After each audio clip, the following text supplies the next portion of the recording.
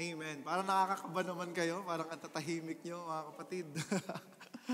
Whenever I stand here, sabi ko, Lord, lagi akong kinakabahan.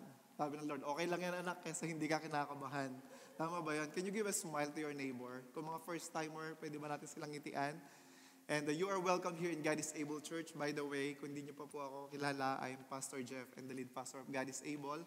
And we started God is Able for the last 8 years. So God is faithful, no? Amen ba? Amen. So, sino dito yung may mga dalang Bible?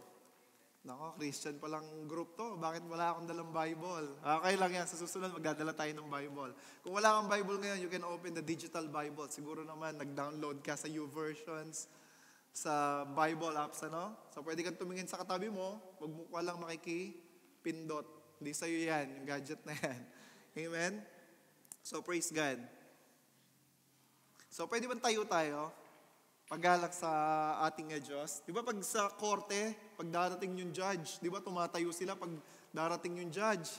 Ngayon, sasalubungin natin ang Diyos. Tama ba? Pagbabasa tayo, tatayo tayo sa Panginoon bilang pagrespeto. Amen ba doon mga kapatid?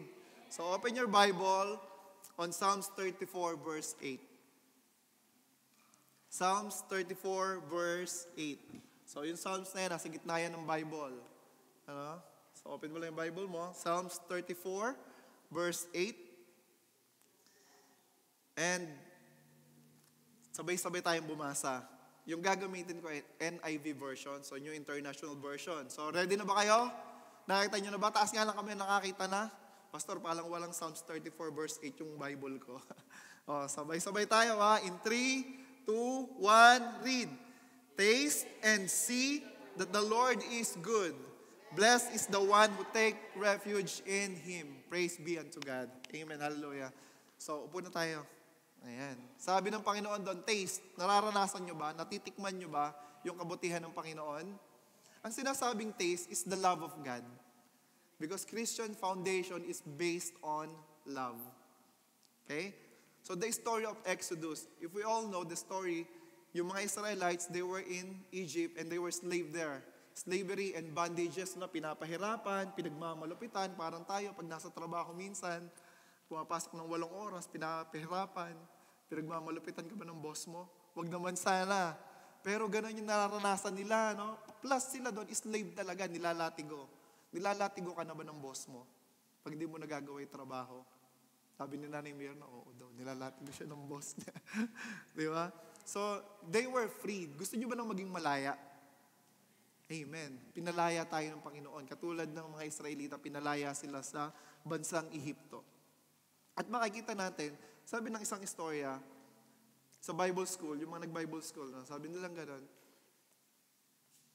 Pastor, hindi na ako naniniwala sa Diyos. Dumating na ba sa buhay nyo na hindi kayo naniniwala sa Diyos? Meron na bang time, meron na bang doubt na parang walang Diyos? Sabi ng student na to, Pastor, hindi na ako naniniwala sa Diyos. Sabi ni Pastor, bakit?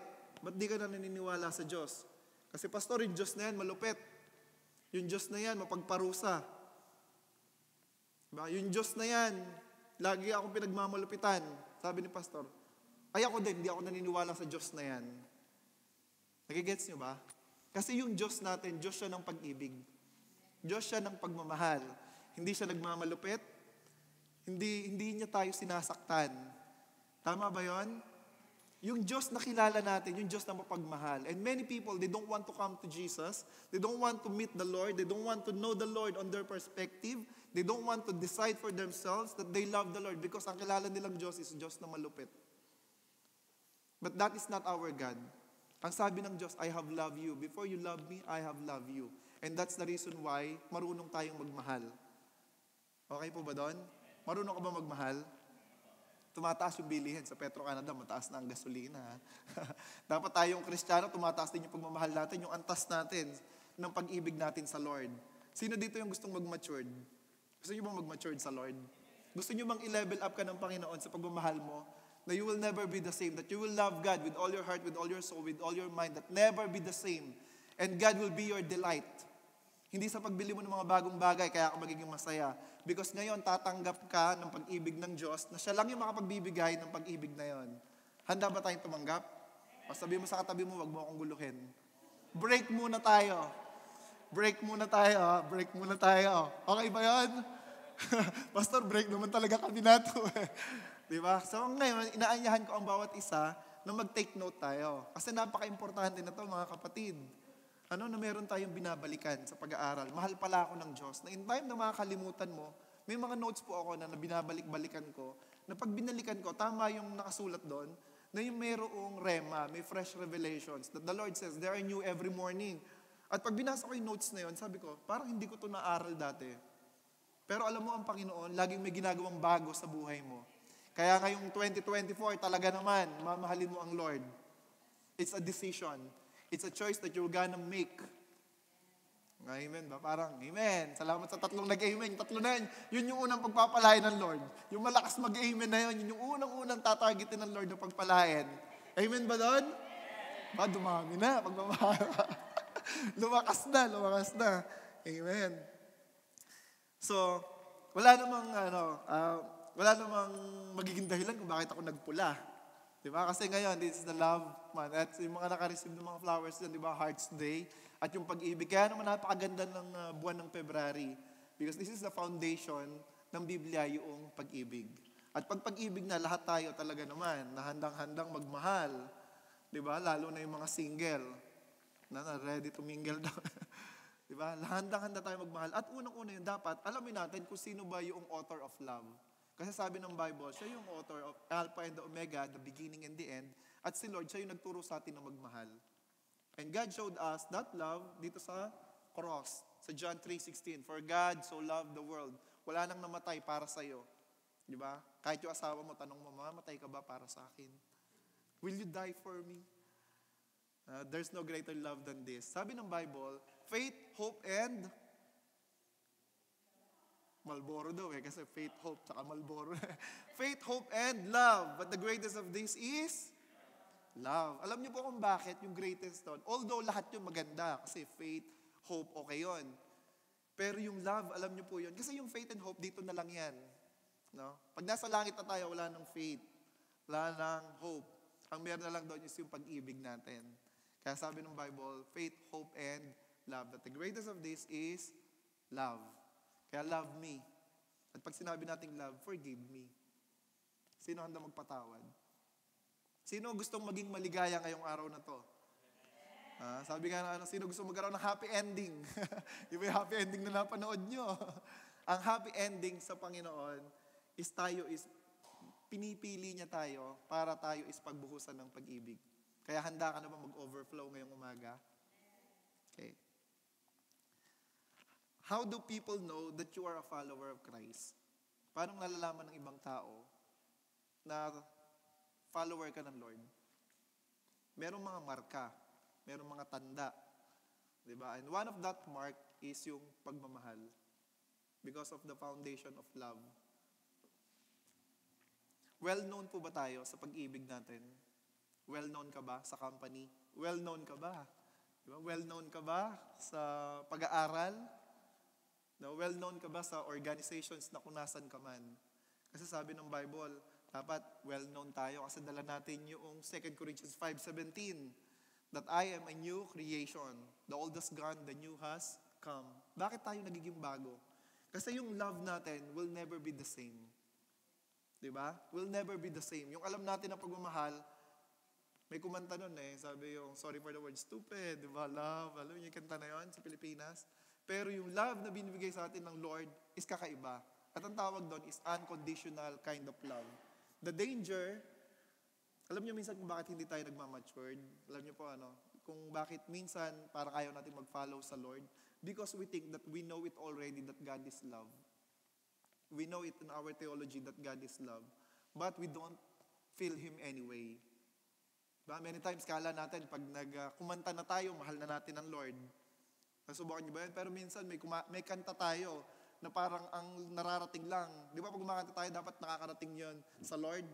Parang pleasing aroma. Pero minsan may kanta tayo na yung nararating ng kanta natin hanggang dito lang. Kasi habang kumakanta tayo, naiisip natin yung due date.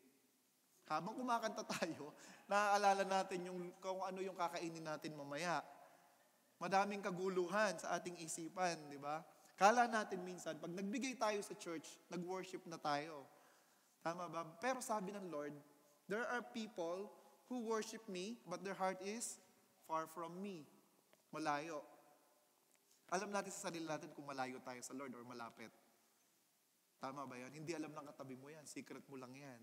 Kung nag-pray ka kaninang umaga, it's only you and God. Siya lang ang nakakakita kung paano tayo naghanda ngayong umaga na to. Naghanda ba tayo ngayong umaga na to? Hindi yung sinasabi ko na maligo kayo, alam ko malamig. Alam ko medyo battle talaga yan pag ganito mga weather. Pero yung handa na, Lord, I'm gonna go in the church because I want to see the fellow believers who will worship you in spirit and in truth. Na magtataas ako ng kamay kasi, Lord, I surrender everything sa'yo. And this is my delight. And I am hungry and thirsty for more of you. Di ba pag gutom ka, pupunta ka ng McDonald's. Ayoko na pumunta sa McDonald's. Nalilibre kami although blessing, nalilibre kami ng mga tiga-McDo Baka wala na sweldo yun sa susunod yung mga tiga-McDo natin. Kasi sabi ni Tito Pwede, pag kaibigan mo, talaga seryoso, literal. Kaya nung pagpunta namin ng McDo doon, nilibre kami. Praise the Lord. Hallelujah. Hindi namin sasabihin kung anong branch yun. Yung story ni Tito Pwede, Pero alam niyo yun, we are the friend of God. We are the children of God. We are no longer slave. Alam niyo po ba yun? And you are now Christ ambassador and you represent God in your company. You are not God, but you are Christ ambassador. Kaya kung nasan ka man ngayon, that is a divine appointment. That is your destiny kung nasan ka man ngayon. Diyan kayo nilagay ng Lord because may gagawin ng Lord sa buhay mo.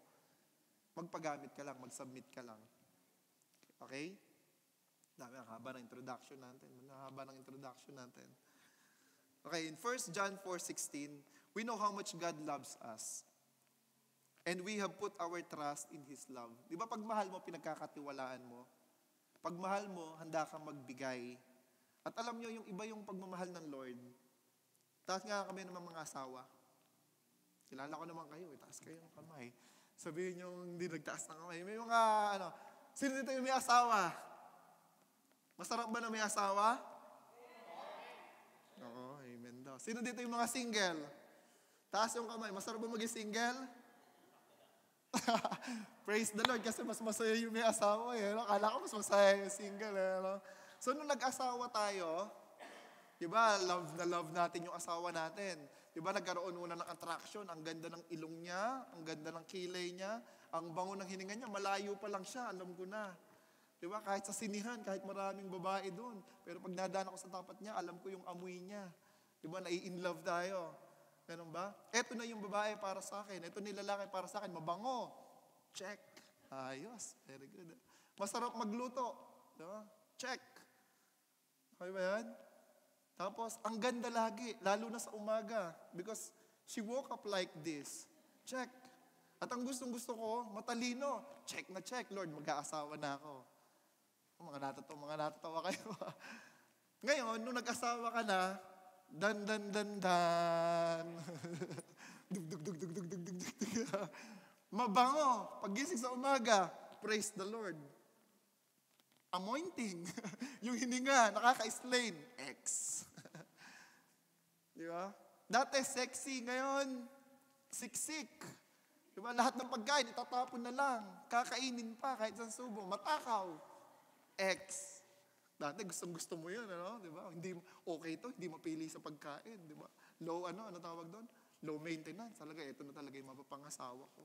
Pero lumaba ng tumaba. Kasi tatapon na lang, kakainin pa, di ba? X. Tapos sabi mo gano'n gusto mo matalino.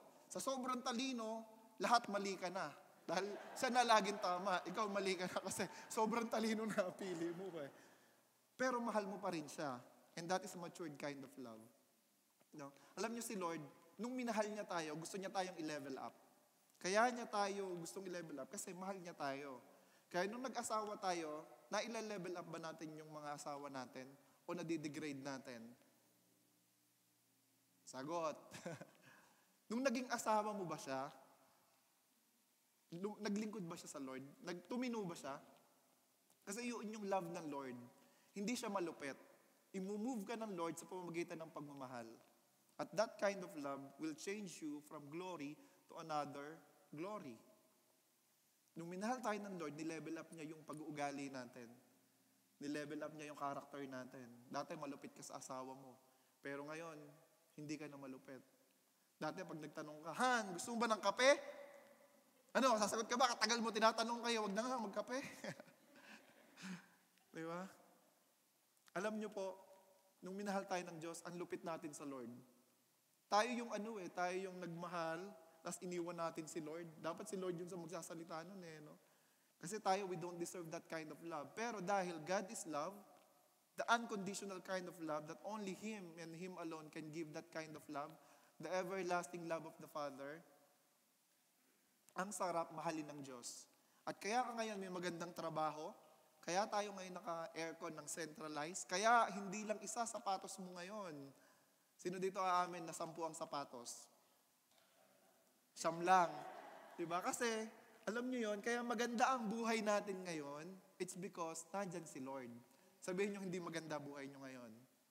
Diba? Ang ganda ng buhay natin dahil sa Panginoon. Amen? And we cannot survive without the love of God. That's the reality. Kaya mo ba mag-survive ng isang sapatos lang? Kaya. Kahit nga nakapaa, kaya mo di ba? Kaya. Sa damit, kaya mo ba makasurvive ng mga 5 damit lang? Kaya, di ba? Ha? Sabado. Kaya mo ba ng walang sasakyan? Makakasurvive ka ba ng walang sasakyan? Kaya. Ng bahay? Kaya. Pero ang pag-ibig ng Diyos, kaya mo ba na wala siya? I told you, hindi mo kakayanin kasi we need love. Amen? Parang nakuha na yung message. Parang yan natin, na-close na natin. So the love of God is unconditional. However, there are 7 things God hates and are in opposition to His glory. Nabasa niyo ba yon? 7 things God hates. Na number 1, God hates pride, a lying tongue. God hates innocent bloodshed. God hates plan meant to harm. Feet that carry out evil. God hates a false testimony. God hates gossip and sowing discord. Grabe, no? Ayaw niya ng lying tongue. Ayaw ng Lord. Bakit kaya ayaw ng Lord ng lying tongue? Kasi He is the truth. Nako, yung mga nag-i-estudyante ng mga School of Leaders, sumagot kayo. Ito na yung test. Bukas pala yung exam niya, no? Because Jesus is the way, the truth, and the life. Kaya ayaw niya ng lying tongue. In John 14:15, if you love me, you will keep what I command. Yun pala yun. Pag mahal natin ng Diyos, ikikip natin yung command. When God said command, kila Moses may binigay siyang command. Ito madali lang tandaan, 10 lang. 10 command lang na yun. Diba sabi niya ganun, thou shalt not have another God. Wala na kayong ibang magiging Diyos. Bakit niya sinasabi ng Lord yung greedy ba si Lord? Bakit niya sinasabi yun? So sa 10 Commandments, yung 4 doon, it's all about loving God. Yung 1, 2, 3, 4, it's all about loving God. And the rest, 5 hanggang 10, it's loving people. Thou shalt not steal, thou shalt not steal, thou shalt not covet, thou shalt not commit adultery. It's all about, kaya hindi natin masasabi na mahal ko si Lord at yung kapwa ko hindi ko mahal. Because hindi ganun yung pagmamahal ng Lord. Okay? When we love God, magiging byproduct na to is mahal natin yung mga nakapaligid sa atin. And may sinabi si Jesus. No? May sinabi si Jesus na very famous. Love your enemy. Okay na yung neighbor. Diba? Okay na yung neighbor Pero si Lord, grabe. God in flesh, Jesus Christ. Sabi niya ganun, love your enemy. Wow, sabi ng disciple. Okay na Lord yung neighbor Pero yung enemy, ilang beses ko bang patatawadin to? Diba? 490. Pero ibig sabihin nun, infinity. Pero tayo, diba? Could you check our hearts right now? I-dissect natin yung puso natin. May mga tao ba tayo na hindi natin mapatawad hanggang sa ngayon? And yet, you call yourself Christian. Hindi pa isipin natin. Parang meron pastor. Parang sa akin tong message na to ngayon. Diba kasi pag may ganun, ibig sabihin nun, magpalinis tayo sa Lord. We need to sanctify ourselves by the glory of God. It's hard to love like Him. But, kakayanin natin. Kasi He showed kung paano magmahal sa cross ng Kalbaryo. Pinakita niya sa bawat isa. Hindi basic needs ng tao ang pera, ang damit, or ano pa man. Our basic needs is love. Katulad ng sinabi ko kailan ba ako uling nag-preach? Parang tumatanda na si Pastor. Parang 2 weeks ago. Di ba, may baby, si Hitler, nag-example, sabi nila, may nag-example daw si Hitler, na, in-example niya, yung mga baby, pakainin niya lang. Tapos magmamask yung mga magpapakain doon. Basta pakakainin niya lang. Kasi ang basic needs ng tao, Maslow hierarchy of Curie is food, clothing, and shelter. And yun yung ginawa niya sa baby. And then alam niyo pa yung mga baby na to namatay. Kasi the baby needs hug. The baby needs affection. Hindi lang food, hindi lang clothing, hindi lang shelter. And all of us, hindi lang yun yung kailangan natin. Because we want the agape kind of love. And we survive because God loves us. And that's why the reason, hindi tayo nalulus ng hope. Pag wala na tayong hope, hindi ka na magtatrabaho. For sure. Wala ka nang ganang pumasok. Wala ka nang gana sa lahat ng bagay. Pero hanggat meron kang pagmamahal, di ba? May tinatawag na love of work. Di ba? Pero sa Lord, mas lalaliman natin, mas bibigatan natin yung pagmamahal, mas kakapalan natin yung pagmamahal sa Lord. We can check kung nararamdaman natin yung pag-ibig ng Lord. No? Malalaman natin kung mahal pa natin ng Lord. Number 1, do you delight in the presence of God? Masaya ka pa ba? May joy ka ba? May joy ka ba? Kasi pag wala ka ng joy, puro reklamo na lang ang lalabas sa bibig mo. Pero dapat meron tayong joy. Pero minsan, alam niyo po, nararamdaman talaga yon. Kasi nandyan yung kaaway, dinadaya tayo. No? Dapat hindi tayo nagpapadaya. Kasi si Satanas, di ba, selfish. Kaya si Satanas, ang pangalan niya, nag-start sa letter S kasi selfish siya. Si God kasi, letter G, kasi generous si God. Amen ba doon? Pwede ba natin palakpakan si Lord? Para sabi pa sa, binuwala mo kami. Di ba? Napaka-generous ng Panginoon. Kasi lahat na tayo pinili. Ito, gwapo to, mahal ko to. Ito parang medyo, hindi ko to mahal. Hindi ganun si Lord. Yung pag-ibig niya, walang pinipili, walang sinisino. Robin Padilla, no? Pero yun talaga si Lord. In spite of, God loves you. Amen? And then that kind of love will change you from glory to glory. Yung dating masungit, ngayon hindi na. Okay ba yan? Parang ayaw nyo ng ganun si Lord. Parang gusto nyo maging malupit si Lord. Parang gusto nyo ng thunderstorm, lightning, and smoke. Yung katulad ng ginawa kay Moses. Diba? Yung mga Israelita, kasi si Moses lang nandun sa Mount Sinai kumukulog, kumikidlat, nag-i-smoke, yung mountains na cover up na ng smoke. Diba? Tapos yung mga Israelita nanginginig. Ayoko ng Diyos na yan. Baka tamaan ako ng kidlat. Kaya diba sabi, si Moses na lang ang umaakyat doon. Kasi yun yung nakilala nilang Diyos. Malupit, nakakatakot, pero hindi yun yung Diyos natin. Kasi yung Diyos natin mapagbigay. And we cannot outgive God. We cannot outsmart Him. Kahit kumanta ka pa ng kung mayroon lamang akong sanlibong buhay. Tununununong. Hindi pagkakait, lahat sa'yo'y ibibigay. Gayon pa man sa akin. Ano yung susunod doon? Tandaan mo. Nag-iisang ilalaan bawat saglit. Kayo nga kumanta? Ibigin ka ng walang humpay, gaya ng dagat na hindi napapagal. Kanta po kayo. Mas magaling kayong kumanta sa akin. Grabe. Sarap pakinggan ang harana natin sa Lord, no? Katapat ang manon ko, sambahin. Wakas na pag-isantay, iyong dinggin, lakip ng awitin. Kapahan natin sa Panginoon. Palakpak tayo sa Lord. Hallelujah. Grabe, ang laki na ng pinagbago nyo. Ngayon pa lang, inaayos na ng Lord yung boses natin. Tama ba? Pero alam nyo, sabi ng Lord, di ba? People look on the outward appearance, but I, the Lord, look on the heart. Kaya we cannot mock God. Whenever we worship Him, si Lord tumitingin sa puso. Pag nagbigay tayo, tumitingin sa puso. Pag nagtaas tayo ng kamay, tumitingin sa puso. Bakit kaya? Ano bang meron sa puso? Kaya mo bang mabuhay ng iisang paa? Kaya. Parang hindi ko naman kayo puputulan ng paa, sumagot kayo. Kaya nyo bang maputulan ng isang daliri? Kaya. Mabuhay ng iisang mata? Kaya. Mabuhay ng walang puso? Hindi kaya. Oo, kaya si Lord talaga yung puso.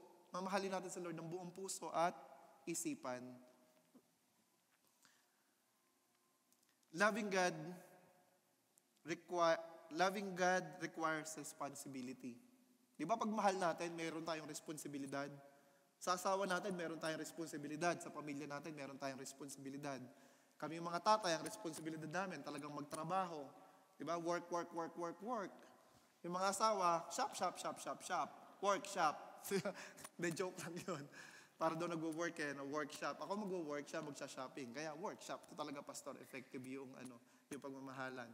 Di ba? Pag nag-asawa kayo, may responsibilidad. Unang-unang responsibilidad mo, mamahalin mo yung asawa mo ng buong puso at lubusan. Kasi wala nang ibang magmamahal dyan na lalaki or babae, ikaw lang. Hindi mo pwedeng i-delegate sa kapitbahay mo yon na pwede bang mahalin mo yung asawa ko kasi parang pagod ako ngayon, ikaw na lang magmahal sa kanya. Pwede ba yon? Hindi pwede yun. Marami tayong pwedeng i-delegate. Pero yung pagmamahal natin sa asawa natin, tayo lang ang makakagawa nun. At wala nang iba. At yung magsasabi sa'yo ng ang gwapo mo at ang ganda mo, ikaw lang din yun. Kasi pag may nagsabi ng ibang tao dyan, sinabi ng kumpare mo, parang ganda ng asawa mo talaga, no? How do you feel? Tama, mga kalalakihan.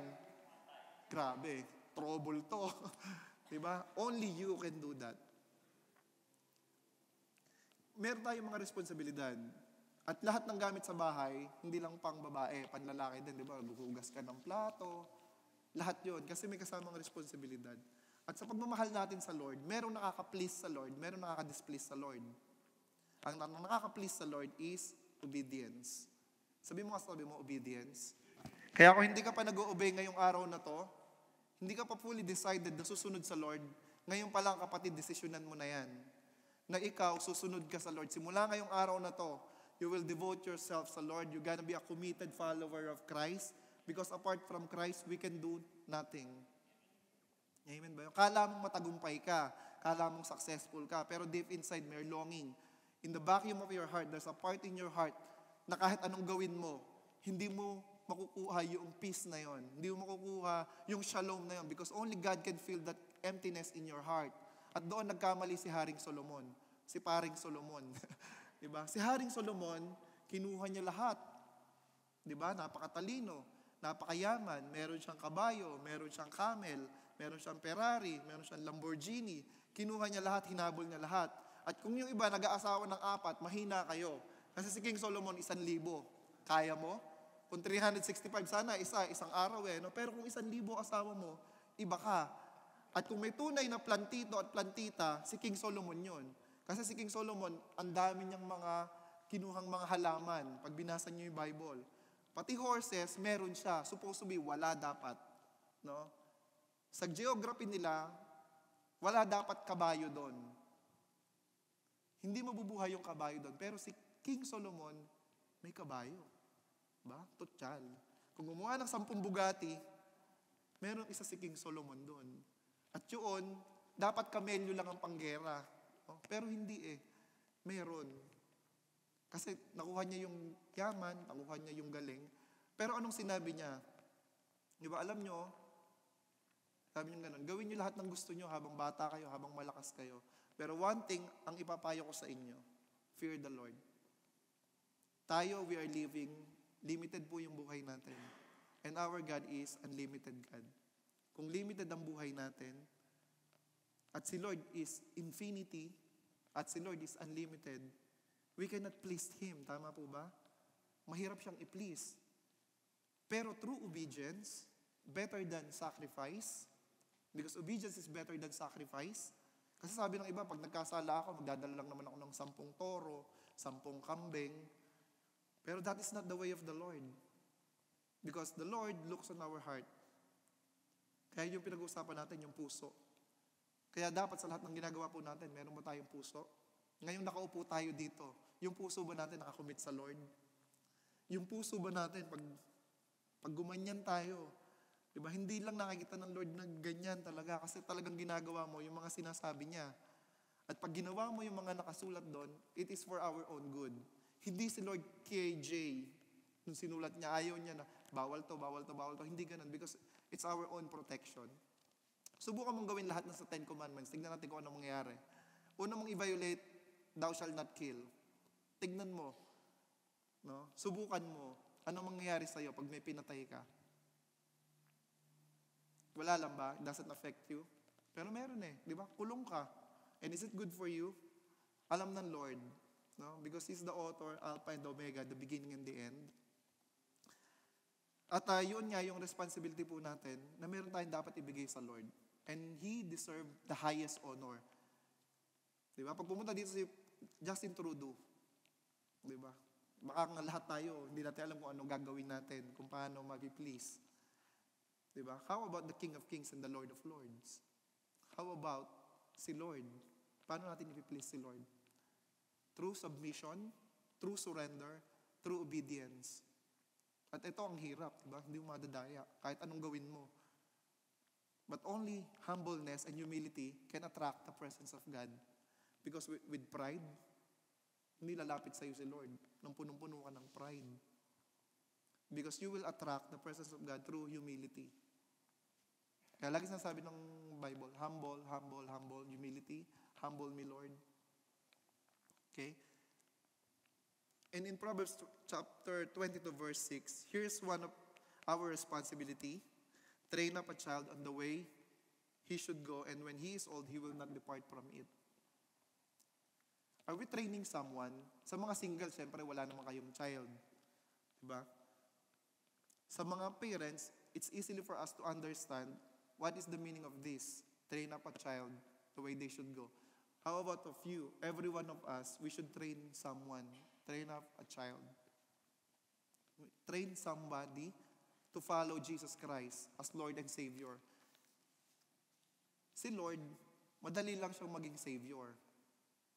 Everyone wants it, that Jesus to be a Savior. But how about Lord?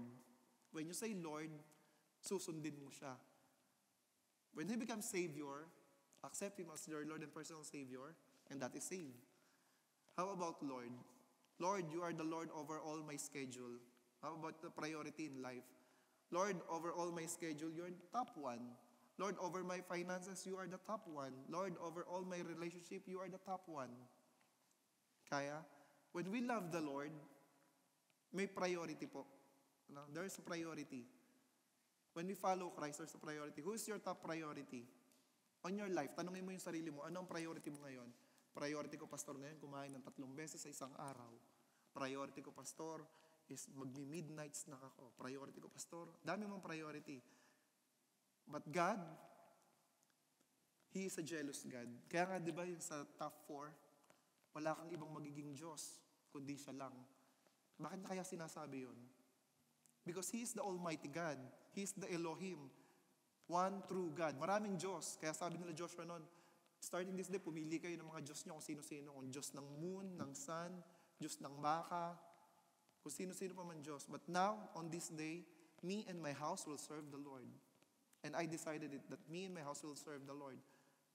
And how about you? What is your priority right now? Tahimik nyo na. Pastor po, nagtatrabaho lang. Di ba? Number 1 priority, si Lord. Amen ba doon? God is our priority. Our second priority, kung may mga asawa kayo, your wife, your husband. That is your priority. Number 2. And third priority nyo, yung family nyo. Okay? Family. Number 4 priority is your ministry. Number 5 priority, hindi na pala priority yun. 5th na yan. No? 5th is your work. Baligtarin mo yan, magugulo buhay mo. I will tell you. No? Hindi dahil galing ako doon, bata pa rin po ako. No? Sabi nga ng iba mga matatanda sa atin, sinasabi na no? Alam niyo, papunta pa lang kayo, pabalik na kami. Sabi naman ng mga bully na bata, bakit ka bumalik? Nagkamali ka, no? Hindi. Di ba sabi nga, alam na nila. No? Because they are wise. On their years, they are wise. Baliktarin nyo yun, ang ginagawa ng kadamihan natin. Number 1, priority. Number 2, ministry. Number 3, family. Number 4, husband and wife. And yung last, si God. Is that fair? Subukan nyo po yun. Magugulo ang buhay nyo. Pero alam nyo si Lord, siya dapat yung top priority because He is our Lord and Savior. He is the owner of everything. Yung hininga natin, kahit hindi tayo nagbabayad, diba? Binibigay niya sa atin yung breath natin. Imagine niyo yung wifi may bayad, yung internet may bayad, yung tubig may bayad. How about yung oxygen may bayad? I bet, no? Nakapila tayo lahat sa Walmart. Bumibili tayo ng oxygen. Diba? Pastor, pagbilan ng bumili ka na ng oxygen. Kasi 1 oras na lang yung oxygen ko eh. Diba? Pero si Lord, alam niyo po, it's freely given unto us. Super mahal niya tayo. Parang hindi kayo makapaniwala na. Parang, taas nga lang kami na hindi pa inaantok. Hindi pa inaantok. Nako, inaantok na si Ian. Yan, mga nakita ko. Yung mga magtataas ng kamay, hindi pa inaantok. Pastor, hindi pa ako inaantok. Hindi pa kayo inaantok. Talaga. Talaga, ha? Pastor, kasi iba dito sa church na to eh. Pag nakikinig ako ng Word of God, talaga, Pastor, ako ng presensya ng Panginoon. Di ba? Nararamdaman ko talaga sa bahay, hindi ako makatulog. Pero alam mo, Pastor, pag nagturo ka, 1 minute pa lang, nakakatulog na ako. Praise God. Di ba? Katuwan-tuwa, no? So, love your neighbor as yourself. The greatest kind of love. Love your neighbor as yourself. We cannot say love, although self-love, matatawag mo yun. Pero si Lord, kaya niya create yung humankind is an object of love para i-express niya yung love. Because love, kailangan ng object, kailangan ng subject. Naintindihan po natin yan. Hindi ko masasabi, mahal na mahal ko yung sarili ko. At most of the time, di ba sa pag-asawa, kaya po tayo nag-asawa, maraming mga hiwalayan na nangyayari. No? I spent talagang mag-aral po kung paano aralin kung bakit may mga asawang naghihiwalay. And I'm so against it po talaga na ang hirap makita ng mga ganun.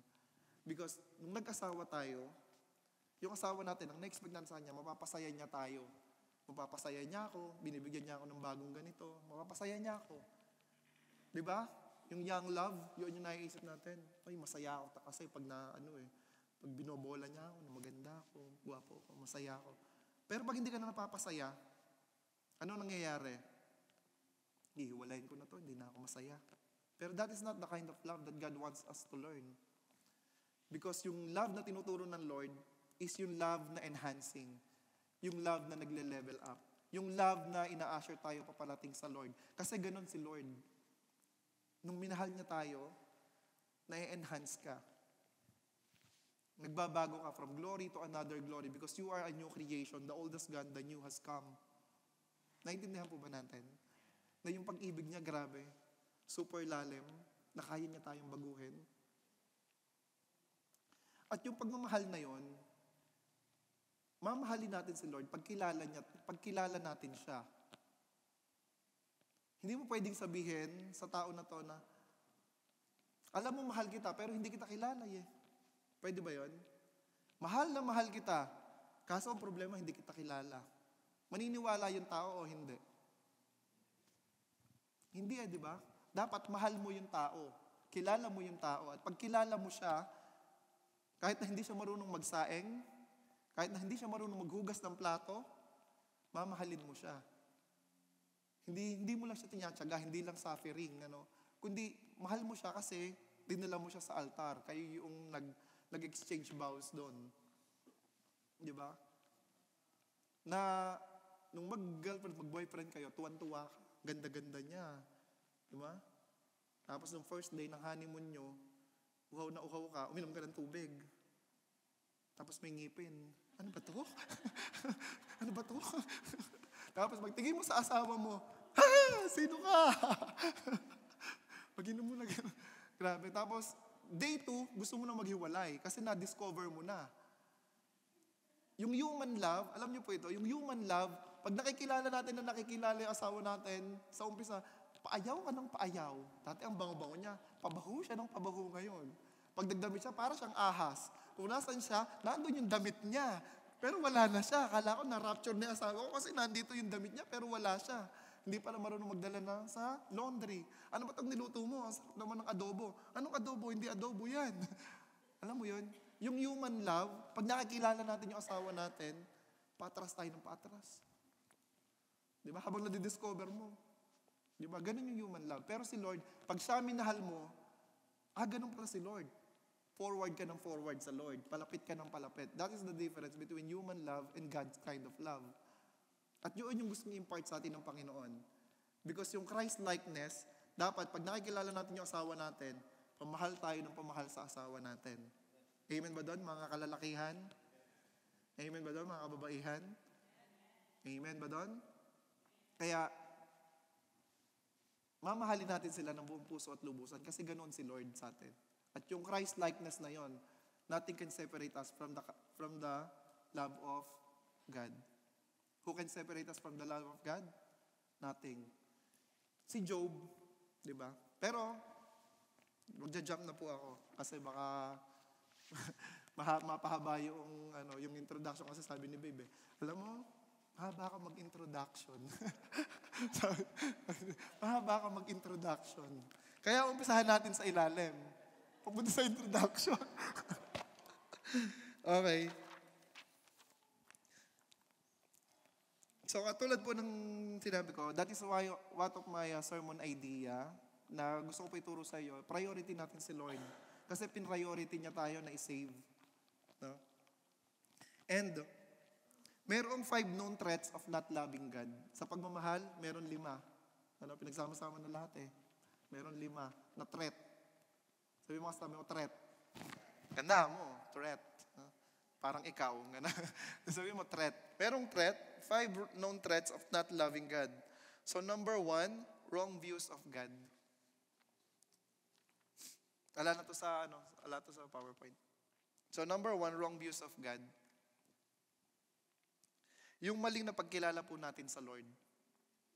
No, yung katulad po ng sinabi ko, hindi malupit si Lord. Hindi siya pulis. Na pag may nagagawa tayong pagkakamali, kinukulong niya tayo, pinaparusahan niya tayo. Hindi ganun si Lord. Hindi yun yung Diyos na pinaglilingkuran natin. Because the God in the Bible, He can take care of us. And sabi ng Bible, come to me all of you who are heavily laden and I will give you rest. Kayo mga napapagod, kayo mga napapagal. Alam niyo kung bakit sinabi ng Lord yun? Si Lord lagi gumagamit ng parable. Gumagamit siya ng mga illustrations to fully understand what is that message. Bakit niya kaya sinabi na come to me all of you who are heavily laden? Kasi alam ng Lord, mahirap magtrabaho. Tama po ba? Mahirap yan. 8 oras, meron lang tayong 24 hours. Pero yung 1/3 ng buhay natin, natutulog tayo, 8 hours. Yung another third ng buhay natin, nagtatrabaho tayo. And the remaining 8 hours, doon natin pinagkakasya yung paliligo, pagkain, pag-grocery, pag-shopping, kung nakaka3 oras ka sa add to cart ng Amazon, doon nauubos yung love natin. Kaya sabi ng Lord, alam niyo, huwag niyo ubusin yung oras niyo dyan. Come to me, all of you are heavily laden. I know, kilala kita simula nung bata ka. Sinapupunan ka pa lang ng nanay mo, alam ko na kung sino ka. And I have a great plan for you. In Jeremiah 29:11, because I have loved you, now, dapat alam mo itong Jeremiah 29:11. At I know the plan I have for you. Kung wala kang plano sa buhay mo, kung magulo yung plano sa buhay mo, come to me, all of you who are heavily laden, and I will give you rest. And now know this, Jeremiah 29:11, I have a plan for you. Plan to prosper you and not to harm you. Plans to give you hope and not a future. At katulad ng sinabi ko po sa inyo, one of the needs ng tao is love. Pwede kang maging mayaman, pero walang nagmamahal sa'yo. Could it be possible? Pwede mong magawa lahat. Pero one thing na dapat nating iingatan is yung relationship natin sa Lord. Because one day in our life, we're gonna come back. One day, katulad ng nakanta natin, dapat yung one thing remains natin, yung pag-ibig natin sa Lord yun. Na mawala na ang lahat. Pero yung pagmamahal ng Lord, we cannot. No, we cannot live. We cannot outlive God. He is infinite. Yung buhay natin, mabubuhay tayo 60, 70, 80. But make sure that on that kind of lifetime, you know God, and you serve Him with all your heart, with all your soul, and with all your mind. And there you will find the delight. Nung in love tayo, Di ba super saya? Di ba nung na-in love tayo? Alam natin yun eh. You have a personal relationship with the Lord Jesus Christ. Alam mo yan, pag napupuspos ka, di ba ang saya? Kung meron kayong encounter sa Lord, ako I have an encounter sa Lord. Kaya ko ma-explain ng mag-isa. I know yung deep ng relationship sa Lord. Yung nararamdaman ko, alam ko kung nararamdaman ko si Lord, alam ko din kung hindi. And alam ko ganun din po kayo. Alam nyo, pag nagpe-pray kayo, parang yung prayer ko hanggang bubong lang namin. Alam nyo yun sa sarili nyo yun. Pero may prayer ka na umiiyak ka sa Lord because you are filled with His presence. And noong time na yun, wala ka ng ibang gusto kundi yakapin ka ng Lord. Okay ba? Lahat po tayo magkakaroon tayo ng personal encounter sa Lord. Makilala natin siya kasi yun yung magpapatatag sa atin. Hindi yung theology, basahin mo man lahat ng libro. Hindi yun, mga insights lang ang makukuha natin yun. Hindi yun ang kailangan mo. Ang kailangan mo is the anointing na hahawakan ka ng Lord. And that is what all you need. Yun ang kailangan mo, kapatid. Anointing from God. Yung presensya niya na nasa iyo. Kaya sabi ni King Solomon, mabuti pa itong mga ibon na to, kasama ka, Lord. Diba? Kasi pag nasa presensya tayo ng Panginoon, mayroong completeness. Mayroong peace of peace. Because He is the shepherd. And kahit na dumaan ka sa kaguluhan sa kumpanya yung nangyayari, kahit pinagdadaanan mo yung kagutuman, kakanta ka sa Lord. I will walk in the valley in the shadow of death. I will fear no evil. Si Job, meron siya isang pinakawalan ng theology. Di ba? So punta na tayo sa pangalawa po. Number 2, the good things in life. Isa sa threat, kung bakit hindi tayo susunod sa Lord, yung mga good things ng mundo. Ano ba yung good things ng mundo? Unahin ko na po, yung love of money. Hindi yung money. Yung money is always neutral. Walang problema sa pera po. But how you use your money, doon magkakaroon ng problema. Parang yung baril. Yung baril, binigay mo sa pulis, magkakaroon ng kapayapaan. Pag yung baril, binigay mo sa kriminal, dadami ang kriminal. Pag yung pera, binigay mo sa mga missionary, dadami ang masasave. Pag yung pera, nilagay mo sa mga gambling, dadami ang gambler. Galing, mahirap yun. Palakpakan natin sa Lord. Grabe. Alam niyo po yun, it's always neutral ang pera. Pero sabi dito, bakit napunta dito yung 5 known threats para hindi natin sundin si Lord? Good things in life. Natatandaan natin na si Jesus nagpe-prayer and fasting 40 days. 40 days and 40 nights, prayer and fasting. At isa po ito sa inoffer sa kanya ng dyablo. Ano yung inoffer sa kanya ng dyablo? Luhod. Di ba? Pinakita niya yung kingdom. Di ba? Pinakita niya yung kingdom, bibigay ko sa iyo lahat yan. Di ba, inoferan si Lord Jesus ng wealth? Bakit kaya? Kasi pag minahal natin yung wealth, maliligaw po tayo. Naintindihan po ba natin yon? Magtrabaho ka ng triple job, di ba, 24 hours. Huwag kang magpapahinga. Trabaho ka lang. 7 days a week, 24/7, trabaho ka. Anong nangyari sa'yo sa ika-8 day? Lamay. Lamay yun. Lamay. Inoffer yung wealth. At huwag tayo magpapabulag. Di ba? At alam niyo po, maraming nasisirang relationship dahil sa wealth. At huwag natin papabayaan yung wealth na to, yung richness, yung good things ng buhay, para mapalayo tayo sa Lord. Okay po ba doon? So, sino hindi papayag na hindi ako magdadaya, hindi ako mabubulag, uunahin ko ang Lord? Amen? Amen ba mga taga-God's Ball? Okay po ba ako follower, disciple of Christ? Okay po ba tayo doon? I'm teaching you mga kapatid with a sincere heart. Na gusto ko kasi lahat tayo maging maayos yung buhay natin. Ang gusto ko po lahat tayo sasamba tayo sa Espiritu at katotohanan. Na hindi natin dadayain si Lord. Kasi He is a loving Father from the beginning till the end. He love you. He love you and me without hesitations. I'm gonna give everything sa'yo. John 3:16, yung bigat nun, eto yun, John 3:16. That's the reason why you have a good life, you have your family, you are right here. Hindi ka pa pinaglalamayan or ano pa man because God loves you at meron siyang gagawin sa buhay natin. Hindi pa tapos si Lord sa buhay natin, kaya buhay pa po tayo. At hindi pa rin tayo tapos sa Lord.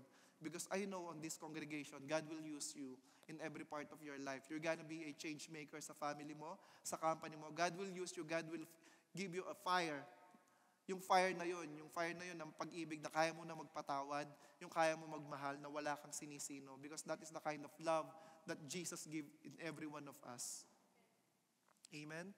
So number 3 threats, pride.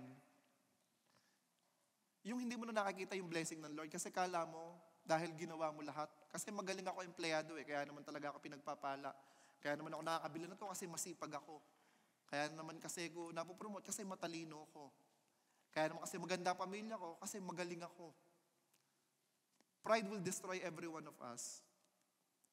Hindi mo na nakakita na si Lord pala yung gumagawa nun. Hindi mo na nakakita na si Lord pala yung nagbigay ng provision na nag-touch sa boss mo, kaya ka na-promote. At kaya ka gumaling, hindi dahil umiinom ka ng mga kung ano-anong herbal tea or ano pa man. Kaya ka magaling kasi God is our healer. Amen ba doon? God is our provider, kaya hindi ka na-short. Hindi ito sa galing mo, hindi ito sa yabang mo, hindi ito sa angas mo, hindi ito sa forma mo, hindi ito sa talino mo, hindi dahil may PhD ka, hindi dahil may DDD ka. Pag inharap mo sa Lord yung DDD na yan, didibdibang ka ng Lord. Diba? Wala sa Lord yun, wala sa pinag-aralan yun. Nandun yun sa pagsunod sa Panginoon. And the blessing, para ma-attract yung blessing, it is an obedience. Kaya tayo sumusunod sa Lord, hindi dahil sa blessing, because we love the blesser. Mahal natin si Lord dahil pinakita niya, pinaramdam niya sa atin kung gaano niya tayo kamahal ngayon. Kaya tayo susunod sa Kanya. Hindi dahil sa mga pagpapala. And then the pagpapala, and then the blessing, it's a result of our obedience. Number 4, trials and tragedy of life. This is one of the threat. Pag namatayan ka, ayoko na maglingkod sa iyo, Lord. Kasi ikaw pala yung, hindi mo nakita yung pangailangan ko. Nag-iisa na nga lang yung anak ko, kinuha mo pa. How about him? How about the Lord? Ilan ba ang anak niya? 10 ba? Sinabi ba sa John 3:16? Dahil mayroong 10 anak ang Diyos, inisip niya sa isang araw na magkakaroon, na bibigay niya yung isang anak niya. At meron pa siyang 9. Hindi naman ganun Nag-iisang bugtong na anak. Meron sa Bible, si Job. Trials and tragedy of life. Ilan ang anak ni Job? 10, namatay. Isa sa pinakamayaman si Job, nawala ang negosyo in one day. Pero may pinakawalan si Job na makikita natin yung theology ni Job kakaiba. Job chapter 1, verse 21. The Lord give, the Lord take away. Blessed be the name of the Lord forever. Sabi ng Lord, susunod lang ba tayo sa Lord pag maganda ang ginagawa ng Lord? Susunod lang ba tayo sa Lord pag malaki ang sweldo natin? Susunod lang ba tayo sa Lord pag wala tayong sakit? Kay Job pinaranas. Walang trabaho, walang business, dating mayaman, at hindi lang yun, nagkasakit. Yung sakit niya na yun, walang kagalingan yun. Alam po natin yun. Leprosy. Sabi sa Job chapter 2, verse 8 to 10, his wife said to him, are you still maintaining your integrity? Job, are you still maintaining your integrity? Ano bang integrity ni Job? He is well known hindi lang sa yaman. He is well known na follower. He is well known na pinapupurihan niya ang Lord. Di ba pag nagpa-party yung anak niya, nung buhay pa yung mga anak niya, anong gagawin ni Job pag nag-party? Yung mga anak niya sa gabi. Kinaumagahan si Job, mag-i-slain siya ng mga burnt offering. At ano yung reason ni Job? Kasi baka nagkasala yung mga anak ko kagabi, mag-o-offer na ako ngayon sa Lord. Makikiusap na ako sa Lord. Is that the kind of heart that you want?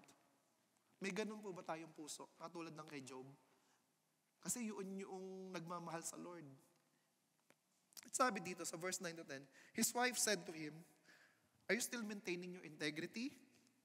Curse God and die. Sabi ng wife ni Job. Curse God, Job. Wala na tayong negosyo. Wala na tayong mga anak. May sakit ka na, Job. Curse God and die. But Job replied, you are talking like a fool. You are talking like a fool, woman. Shall we accept good from God and not trouble? Sasang ba lang ba tayo sa Lord? Magtataas lang ba tayo ng kamay sa Lord pag na-promote tayo? Magtataas lang ba tayo ng kamay sa Lord pag wala tayong sakit? How about pag may sakit?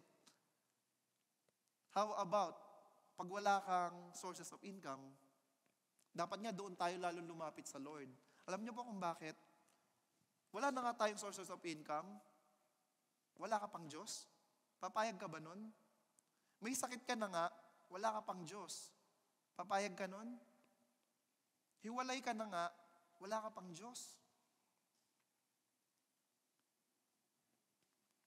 Maraming may sakit na nagpupuri sa Lord. Maraming mga kapuspalad na nagpupuri sa Lord. Kaya sabi ng Job 1:21, naked I came from my mother's womb, and naked I will depart. The Lord gave, and the Lord has taken away.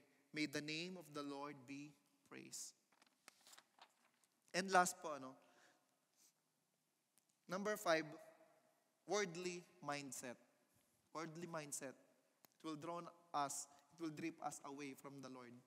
Worldly mindset. Sabi ng Bible, do not conform in the pattern of this world.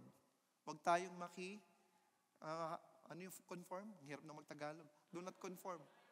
Makiayon, makiagree. Do not conform. Kaya si Lord, nung binabago, hindi lang puso yung una niyang binago sa atin. Pati yung mindset natin, pati yung vision natin. Si Lord, pag magpapagaling, di ba may mga bulag? At sasabihin niya, yung bulag na yan, hindi lang vision ng problema niyan. Ang problema niyan, hindi niya makita yung kingdom ng Lord. Yung pilay na yan, hindi lang legs ang problema niyan. Ang problema niyan is hindi siya lumalakad sa katuwiran ng Diyos. Nakita ba natin yun? And God knows every one of us. Wala tayong maitatago. Kaya pag-aralan po natin, how can we grow sa pag-ibig ng Diyos? Dito ko na po tatapusin. I invite the music team. So dito ko na po tatapusin. And para mag-grow yung love natin sa Lord, we need to change our perspective. Dapat lalaliman natin para makilala natin si Lord. And we will know the Lord sa pagbabasa ng Biblia. Kasi yan yung Word of God in John 1:1. In the beginning was the Word, and the Word was with God, and the Word was God. Kaya pag nagbabasa ka ng Bible, nalalaman mo yung mga biblical principle. At we need the biblical principle. No? We need the morality of Christ. Kailangan natin yon. Kasi all of those are instruction. The Bible is not also called Bible, but it is also called law. Pag sinabing law, rules, regulation, policies, or ano pa man yan, because God protected us for something para hindi tayo masaktan. Okay? There's a story in the Bible, the Samaritan woman. Yung knowing niya sa Lord, di ba yung Samaritan woman, si Jesus Christ pupunta ng Samaria, and then pupunta siya ng Samaria, nag-stop muna siya doon sa may well of Jacob. That's what they call the well of Jacob. And then, Jesus is a Jewish, and this woman is Samaritan. They didn't talk to each other. There's a differences between them because Jewish is a full-blooded Jewish. Samaritan, it means you are half Jewish and half whatever you want. Whatever Greek, or ano pa, pumatong sila sa hindi nila ka-Hudyo. Kaya tawag sila sa mga Samaritano. And ngayon, si Jesus Christ, is nandun siya sa may well. Nakita niyo tong babae na to. Sabi ni Jesus Christ, pwede ba akong makiinom? Sabi mo, excuse me, no? Bakit mo ako kinakausap? I am a Samaritan. Samaritana ako, ikaw, Hudyo ka, dapat di mo kami kinakausap. Kayo nung po yung rivalry nilang dalawa. Pero wala din yung mga disciples. Pinaalis ni Jesus kasi pinabili niya ng food. Si Jesus nandun sa well makikiinom. At alam natin yung istorya nun. Pag uminom ka dyan, uuhaw ka ulit. Pero yung ibibigay ko sa iyo na tubig, yung living water nito, hindi ka na muling mauuhaw. At yung babae, hindi niya pa naiintindihan kung sino yung kausap niya. May pagkapilosopo pa, sabi niya ganun. Sige nga, bigyan mo nga ako ng tubig na yan, para muli hindi na ako mauhaw. Saan ka nakakita ka ng tubig na pag ininom mo? Hindi ka na mauuhaw, walang ganun tubig. Pero Jesus is talking about spiritual. This lady, yung mindsetting niya is nandun sa world. And then now, sabi ni Jesus Christ, ikaw marami ka na kinakasamang mga lalaki. Diba? 5? Pero yung kinakasama mo ngayon, hindi pa yun yung asawa mo. This woman, hinahanap niya yung joy niya sa piling ng mga ibang lalaki. This woman, hindi niya alam kung saan siya pupunta. This woman is really confused. Sama siya nasama sa kakuliginon ng lalaki. Hinanap niya yung joy niya sa mga lalaki na yun. Hinanap niya yung freedom niya. Pero, patuloy na niloloko. Ang sabi ng babae na to, Sir, hindi niyo ba alam kung sino nagpatayo ng well na yan. Kalululuhan namin si Jacob. Ang una niyang tawag kay Jesus is, Sir. Hindi niya kilala si Jesus. This is how she started the relationship with Jesus. Sir, hindi mo ba alam? And then pangalawa, sabi niya, paano mo nalaman yon? Na 5. Are you a prophet? Una, nakilala niya si Jesus, Sir. Ganun tayo pag-strange. Di ba, pag-strange, Sir, Madam, kasi didn't know. This Samaritan woman, she didn't know that speaking to the Messiah, the Son of God. Sabi niya, Sir, yung ba alam kung sino nagpalagay niya? Then pangalawa, paano mo nalaman yon? Are you a prophet? Kasi prophet lang makakagawa nun. At panghuli, pag binasa niya yon, you are the Messiah, Son of God. And then now, she really knows kung sino yung kinakausap niya. At yung nasa harapan niya na yon is God in flesh. At nung nalaman niya na ganon, madaling-madali siya. Sinabi niya sa kanyang mga pamilya. Iniwan niya na yung nalagyan niya. At dumating yung mga disciples, sabi niya, sino Lord yung kinakausap mo na yun? Diba, strange din sa mga disciples. Pero this woman, yung level up ng pagkakilala niya sa Lord kakaiba. She started to call Jesus Sir, Prophet, and then Messiah, Son of God. And then after that, alam niyo, ang daming mga Samaritanong naligtas dahil doon sa Samaritan woman na to, because she accepted Jesus Christ as Lord and personal Savior. And all of us, kaya nakilala natin si Lord, it's because may gagawin siya, hindi lang sa buhay natin. Maaaring gamitin kanya sa nanay mo, sa tatay mo, sa kapatid mo, sa kuya mo, sa kasama, sa trabaho. And all of us, we are a vessel, we are a channel, we are a product of a missionary. Meron sa atin na nag-mission, merong man of God na tumayo, na nagsabi na mahal ka ng Lord. And we are a continuation ng disciples ng Panginoong Jesucristo. Because Jesus first discipled 12 people, 300, 72, 500, 4,000, 5,000. And then now we are continuation of what Jesus started because we love God. Tayo na po tayo. We love God. Laliman natin yung pag-ibig natin sa Diyos. Etong 5 na po na sinabi ko na to, pag ginalingan natin, hindi natin ginawa ito, lalalim po tayo sa Lord. Pag nilaliman natin yung pag-aaral natin sa Word of God, lalalim po tayo sa Panginoon. Yung bigat at yung buhay na malungkot, yung buhay na nakaka-depress, yung buhay na walang hope, because now you know the Lord, He will give you the desire of your heart. Because from now on, your delight, your joy, your happiness is knowing Jesus. And all you want to do right now is to please Him with all your heart, with all your soul, with all your mind, and you will make Him a priority of your life. At para po mangyari yon, number 1, begin to examine yourself. Lord, susunod ba ako talaga sa iyo? Lord, kumbinsido ba ako na ikaw talaga yung Messiah? Right now, I want you guys to make a decision. Church, make a decision right now. If you want to follow Christ, it will start right now. Number 2, pag nadidrift away po tayo, remember what kind of love yung binigay niya sa atin. Remember John 3:16. Make God the priority of our life. Kasi kung ano yung pinapriority natin, yun yung pinapahalagahan natin. Yung pinapahalagahan natin, yun yung importante sa atin. And what important to Jesus Christ is your soul, is your spirit. God loves you. Yung espiritu natin, makipag-connect po tayo sa Lord. And always invite the presence of the Holy Spirit. And number 4, learn to obey and love His words. Because sabi ng Bible, heaven and earth will pass away, but my word will not decay. And always reject yung mindset na hindi para sa Kanya. Lord, magdidisobey ako sa iyo. Yung mindset na, Lord, hindi ako susunod sa iyo.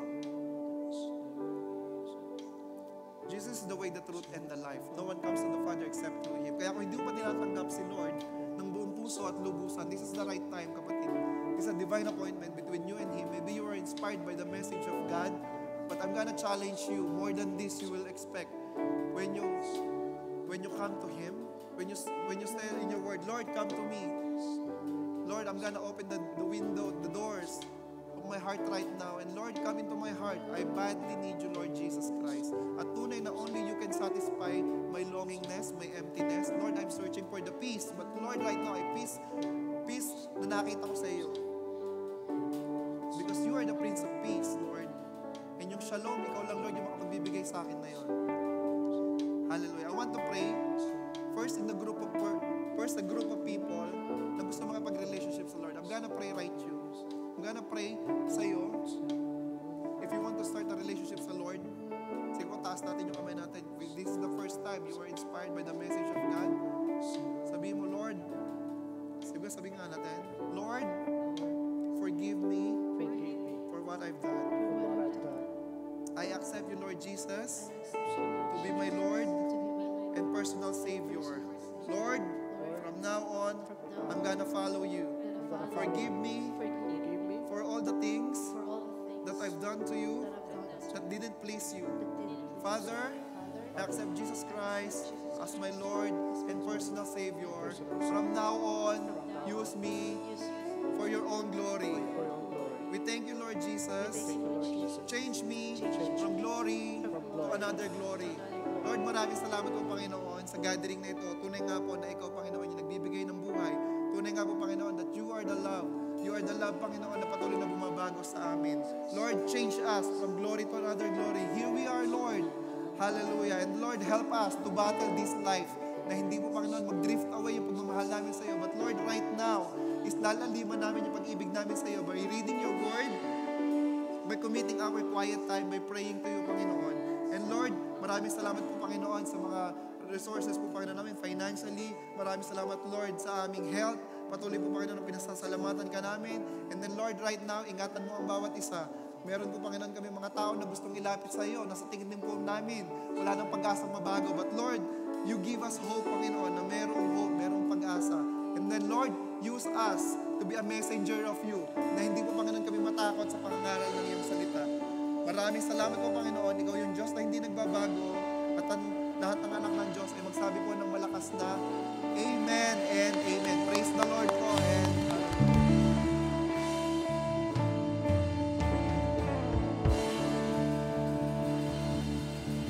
praise God. Bigyan nga pa po natin ng malakas na palakpak ang Panginoon. Yung mas malakas pa.